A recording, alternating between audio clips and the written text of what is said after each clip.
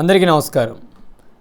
కళ్ళు లేని కమిటీలు, అడ్డగోల దోపిడీలు, తీతీదే కమిటీలన్నీ కీలుగొమ్మలుగా మార్చేసిన జగన్ ప్రభుత్వం గడిచిన 5 సంవత్సరాల కాలంలో ఆ దేవదేవుని దేవాలయాన్ని పూర్తిగా నిర్వీర్యం చేసినటువంటి పరిస్థితులు.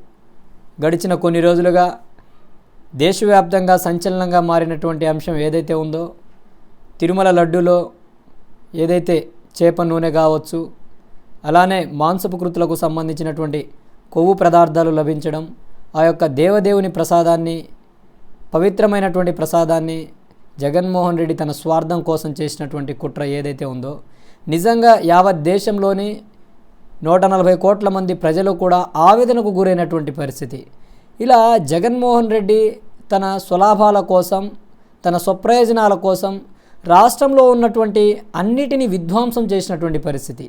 తన ఇష్టానుసారంగా ప్రభుత్వం, చట్టం అన్నిటినీ తనకు నచ్చినట్లుగానే తానే రాజు, తానే మంత్రి అనే తరహాలో, నిజంగా ఒక నియంత పోకడల తరహాలో తనను మించినటువంటి వ్యక్తి లేడు, ఈ దేశంలో తానే ఒక గొప్ప ముఖ్యమంత్రిని, ఆ ముఖ్యమంత్రి తర్వాతే ఎవరైనా అనే విధానాన్ని జగన్మోహన్ రెడ్డి అవలంబించి ఈరోజు రాష్ట్రాన్ని పూర్తిగా నిర్వీర్యం చేసినటువంటి పరిస్థితి.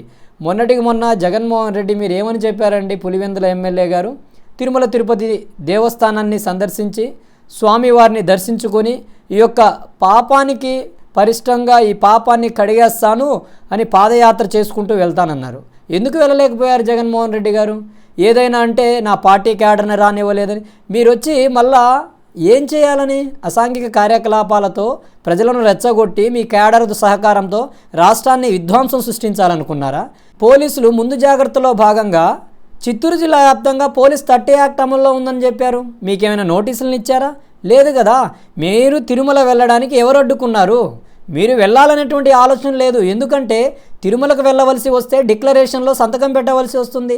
సంతకం పెట్టి తిరిగి ఇంటికి వస్తే ఇంట్లో భోజనం పెట్టరేమో, నేను క్రిస్టియన్ని కదా, తిరుమల వెళ్ళి డిక్లరేషన్ ఇవ్వాల్సినటువంటి అవసరం ఏముంది?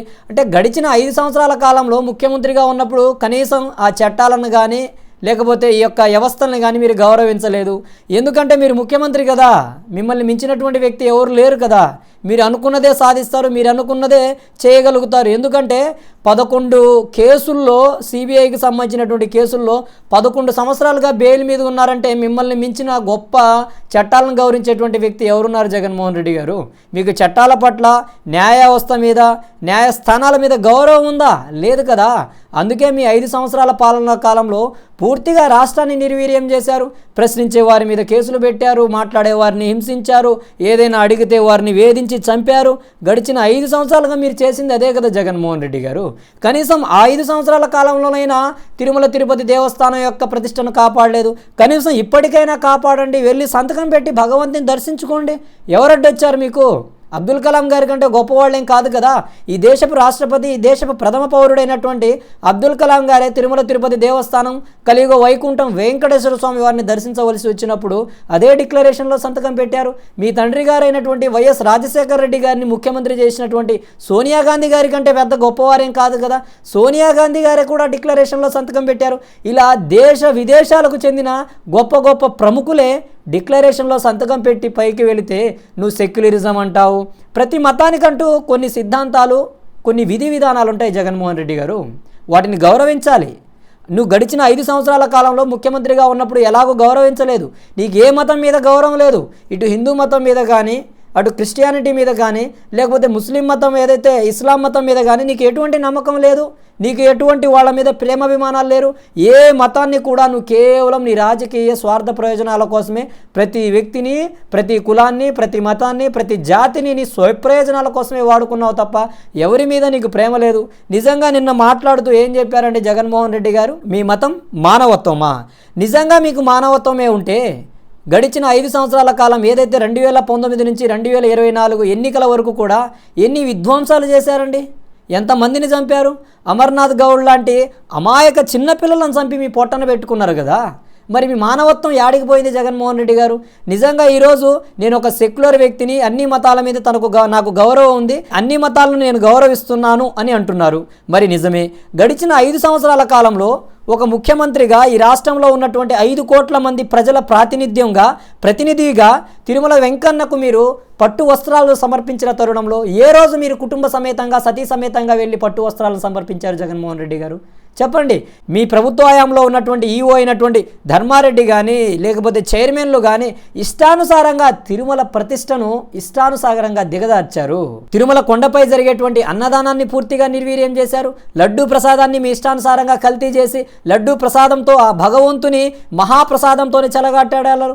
తిరుమల తిరుపతిలో మీ ఇష్టానుసారంగా రేట్లు పెంచుకొని శ్రీవాణి ట్రస్ట్ ద్వారా కోటాను కోట్ల రూపాయలు భక్తుల డబ్బులను దండుకొని ఆ డబ్బులను మీ ఇష్టానుసారంగా వినియోగించుకోలేదా?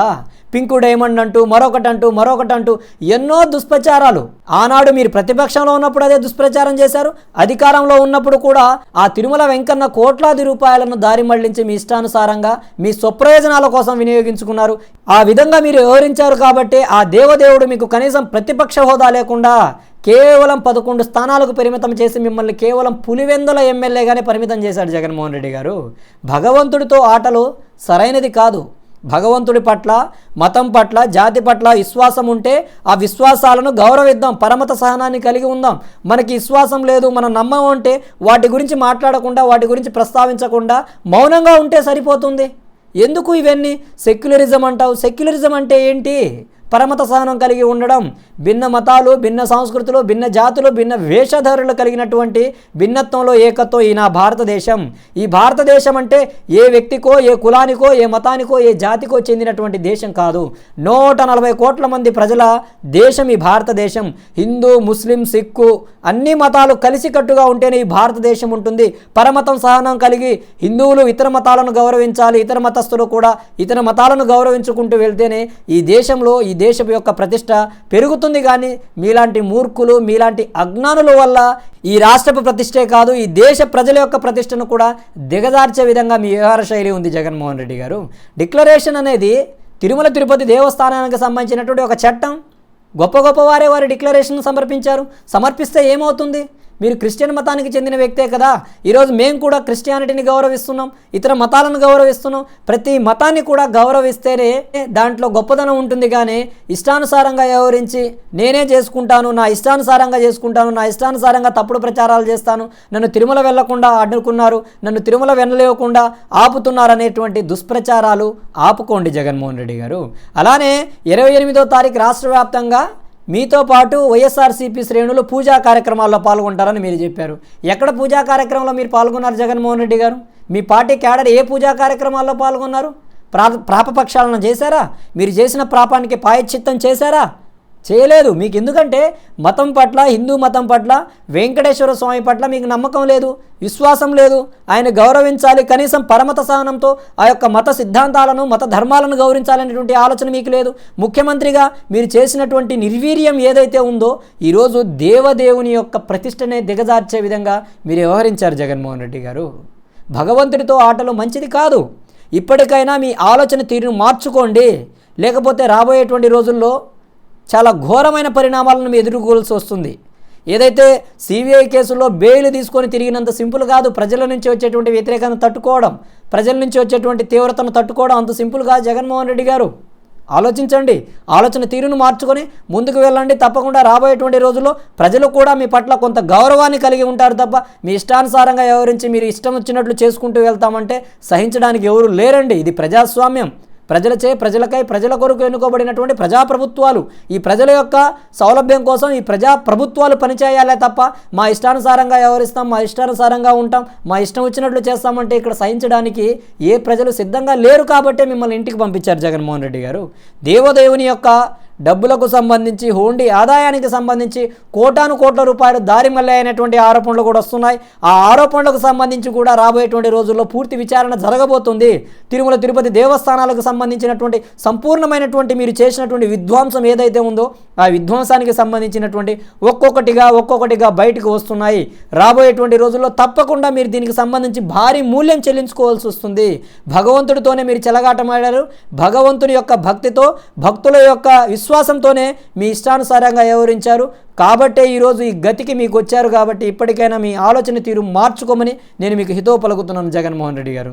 జై భీమ్, జై భారత్, జై హింద్.